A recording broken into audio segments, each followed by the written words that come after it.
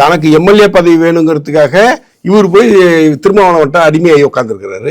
இவர் பாரதியாரை பத்தி பேசுறாரு.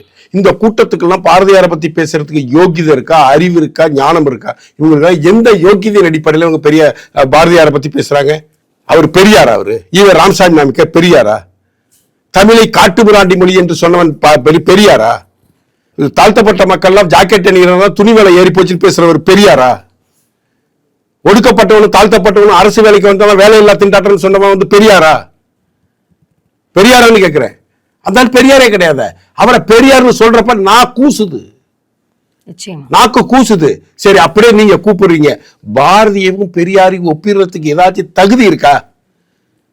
காந்தியாருக்கு பைத்தியம் பிடித்து விட்டது. ஆங்கிலேயர்கள் இந்த நாட்டை விட்டு வெளியேற வேண்டுமா? ஆங்கிலேயர்கள் இந்த நாட்டை விட்டு வெளியேறிவிட்டால் விஞ்ஞானமும் வெளியேறிவிடும். இந்தியர்களால் ஒரு குண்டூசி கூட தயாரிக்க முடியாதுன்னு மொத்த இந்தியர்களையும் கேவலப்படுத்திய அசிங்கப்படுத்திய ஒரு மனிதன் ஈவே ராமசாமி நாயக்கர்.